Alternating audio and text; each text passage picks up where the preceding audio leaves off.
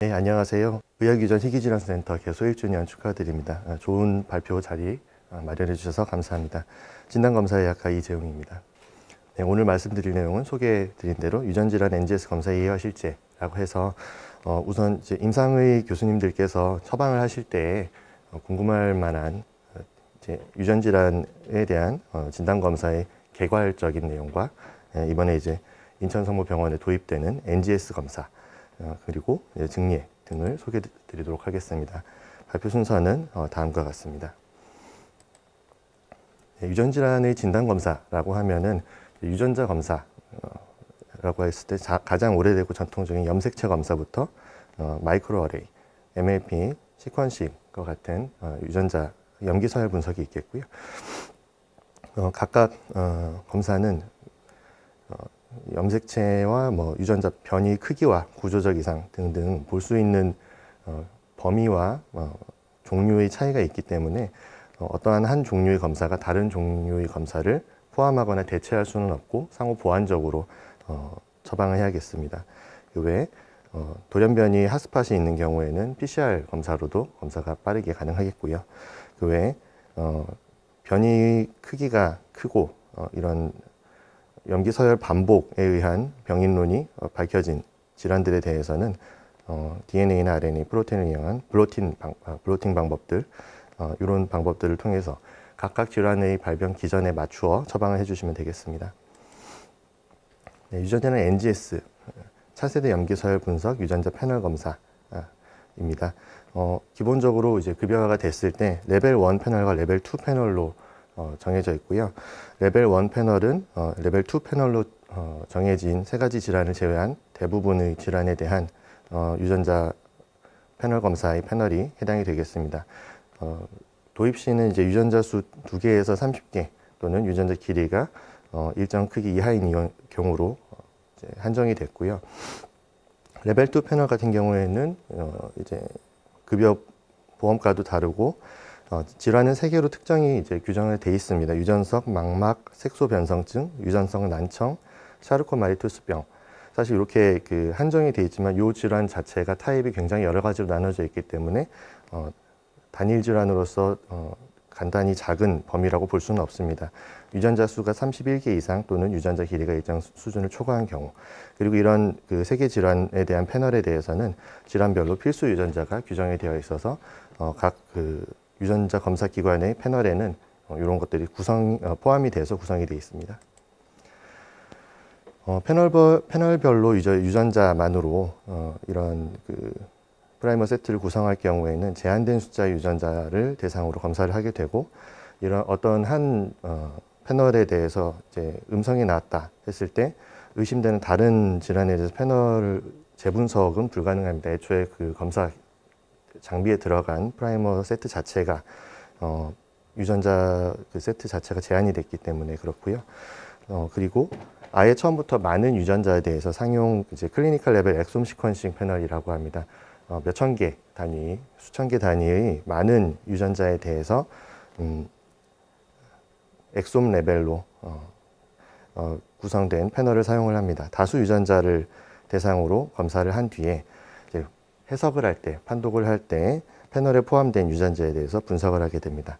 처방 패널에 대해서 음성일 경우에 이런 시퀀싱 패널에 들어있는 시퀀싱 풀에 들어있는 다른 종류의 패널에 대해서도 재분석을 할 수 있는 이점이 있습니다. 본원에서 도입한 일루미나사의 트루사이트 1 시퀀싱 패널의 경우에는 4,800여 개의 유전자가 들어있기 때문에 이러한 재분석이 가능한 장점이 있겠습니다. 본원에서 개설되어 있는 NGS 패널 종류입니다. 지금 이제 회색으로 음영 처리해 놓은 것들은 지금 이번에 도입한 검사는 아니고요. 그동안 이제 위탁으로 나가고 있었던 검사들을 원내로 전환을 하여서 이제 원내에서 검사가 진행되도록 되겠습니다. 지금 음영 처리된 중에 이제 혈액질환 NGS 같은 경우에는 아직은 지금 건수라든가 해서 원내 세팅을 할 수 없고 위탁으로 조금 더 진행을 하겠고요. 다낭성 신장 질환 패널 같은 경우에는 유전성 신장 질환으로 통합돼서 운영이 되겠습니다. 그래서 원내에 이번에 도입된 패널은 39개 패널이고요. 뒤에 다시 말씀드리겠지만 처방을 하실 때에는 패널명보다는 상병명에 해당하는 유전자가 패널에 포함이 되었는가가 더 중요하겠습니다. 그리고 한동안 그 원내에서 처방이 중지됐었던 그 유전성 암 패널도 이제 NGS 원내 도입과 함께 다시 처방이 재개됩니다. 린치 신드롬이나 리프라우메니 신드롬, 폰 히펠 린다우 신드롬 같이 이제 유전성으로 가족성 암 그 빈도가 증가하는 질환들이 해당이 되겠고요. 이제 그 착각하시지 말아야 되는 부분은 고형암 조직의 패널 검사 같은 경우에는 이것은 병리과에서 시행하는 그 소마틱 뮤테이션 패널이 되기 때문에 요거 같은 경우에는 별개의 검사가 되겠습니다. 고형암의 조직 NGS와 유전성 암과는 이제 개념이 다르다라는 거를 잘 인지하고 처방을 해주시면 되겠고요. 고형암 조직에 대해서 셀프리 DNA, 서큘레이팅 튜머 DNA에 대한 패널 검사는 현재 연구 진행 중입니다. 유전질환 NGS 검사가 이제 원내 도입되면서 이제 마이식이 도입이 됐고요. 검사는 3개 검체가 모이면 3개 검체 단위로 진단검사약과에서 검사가 진행이 되겠습니다.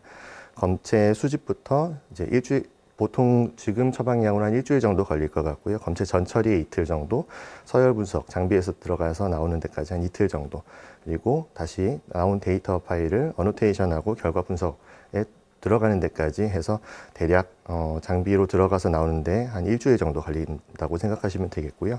그리고 변이가 관찰되는 부분에 대해서 추가적으로 분석이 필요한 경우가 있습니다. 스크리닝에서 특정 의심 변이가 나왔을 때 생어 시퀀싱 같은 게 들어갈 수가 있고요.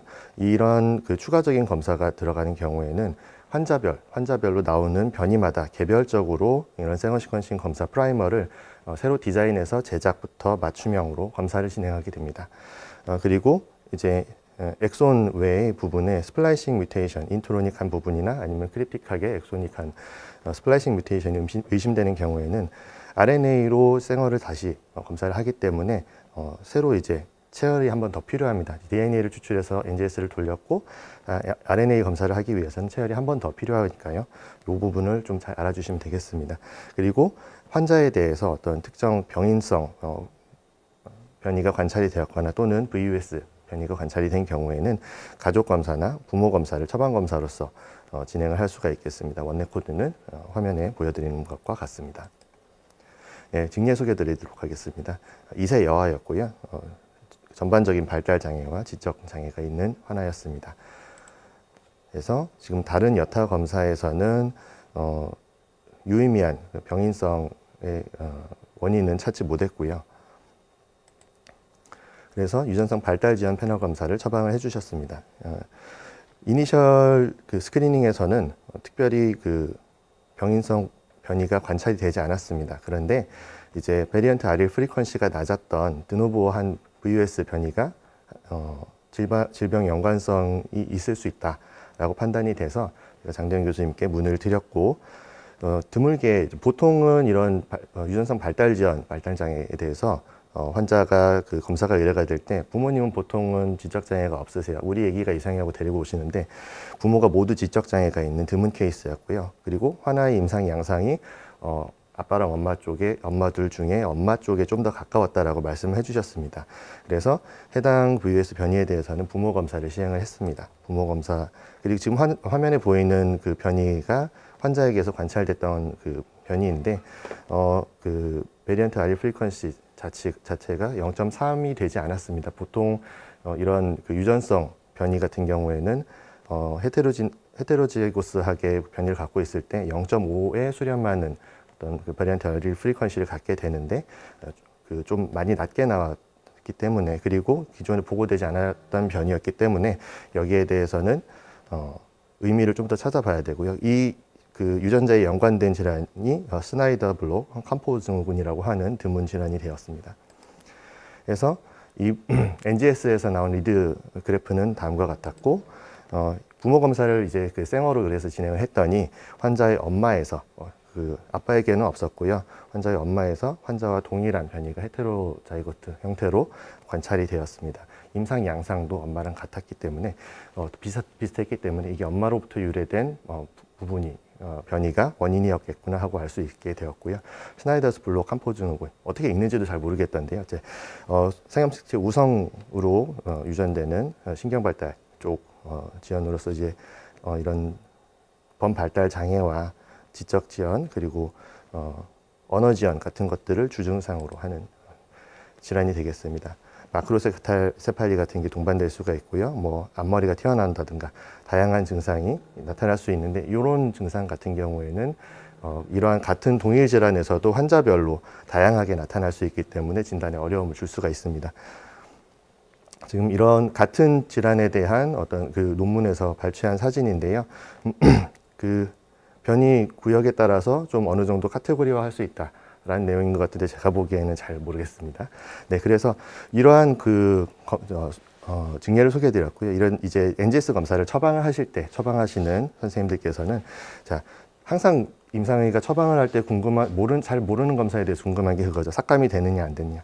심평원이 처방이 적절한가 아닌가를 평가를 할 때 처방 패널 이름이 그 질환과 관련이 있느냐 보다는 그 처방한 패널에 환자의 상병명에 입력된 상병명에 합당한 유전자가 포함이 된 패널인지가 가장 관건이 되겠습니다. 그래서 패널명이 질환과 직접적으로 유사하지 않더라도 처방한 패널 내에 상병명에 입력한 환자의 상병명에 합당한 유전자가 포함되어 있는 경우에는 삭감이 되지 않고 반대의 경우에는 이름이 그 합당한 패널을 처방을 했지만 삭감이 되는 경우가 있습니다. 그래서 처방 관련해서 문의나 또는 이제 결과가 나왔는데 의심되는 다른 질환에 대해서 좀 재분석을 해주셨으면 좋겠다 하는 경우에는 제 앞으로 컨설트를 의뢰해 주시면 되겠습니다. 그리고 처방을 하실 때 자동으로 이제 처방을 넣으시면은 그 동의서 종류가 출력이 되도록 NU 시스템에 되어 있습니다.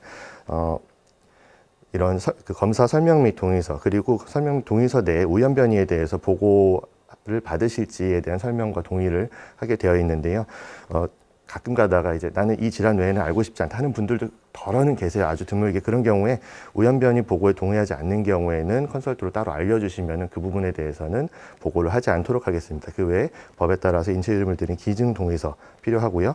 그리고 그 자동으로 출력되는 부분은 아닌데 환자가 이제 19세 미만인 경우도 많이 있습니다. 이런 경우에는 또는 이제 의사 결정이 불가능한 환자인 경우에 법정 대리인, 주로 부모가 되겠고요. 대리인이 서명하게 된 동의 과정에 서명하게 된 사유에 환자 의사 결정 능력, 결여 부분을 체크를 해주시면 되고요. 물론 아기가 좀 그런 상황은 아니다라고 할지라도 그리고 법정 대리인임을 증명할 수 있는 서류 사본을 함께 접수해 주시면 됩니다. 가족 검사 같은 경우에는 이게 최근에 좀 그 문의가 왔었는데 환자 그 아이디로 해서 환자의 어떤 가족인가 가족 정보를 이렇게 해서 표기를 해주셔서 처방을 해주시면 됩니다. 자주 처방 안 해주시는 분들이 이제 환자 말고 엄마나 아빠의 환자 번호로 접수를 해서 처방해 주시는 경우에는 이게 조금 검사실에서 받아가지고 어떤 변이에 대해서 검사가 들어가야 되는가 하는 부분이 애로사항이 생길 수가 있고요. 네, 보험적인 문제도 생길 수가 있기 때문에 환자 아이디로 해서 관계 표기를 해주셔서 처방을 해주시면 되겠고 그리고 이런 가족 검사가 처방이 될 때 컨설트를 저한테 내주시면은 좀 검사 준비하는데 그리고 진행하는데 원활하게 도움이 되겠습니다. 그리고 가족 본인의 아이디로 처방을 해야 되는 경우도 있어요. 가족 이제 형제나 뭐 이런 가족 중에 가족 본인도 환자이거나 아니면 어떤 특정한 확진된 그 환자의 가족으로서 고위험군으로서 별도로 진료를 받는 경우에는 환자 아이디로 이제 처방을 해주시면 되는데 단 이때 원래 이제 가족 내에서 확진이 된 환자에 대한 정보를 의무 기록에 좀 따로 표시를 해주시면 저희가 이제 트래킹을 해서 해당 변이 정보를 확인을 할 수가 있겠습니다. 네, 제가 지금 드릴 말씀은 여기까지고요. 네, 유전자 검사를 통해서 모두가 행복해질 수 있으면 좋겠습니다. 감사합니다. 네, 교수님 감사합니다. 저희가 NGS 검사가 도입되기 전에 유전 그 진단율이 보통 한 5%, 3에서 5% 이렇게 얘기했었는데 NGS 검사가 도입되면서부터 유전 검사 진단율이 한 40% 현재 되고 있거든요.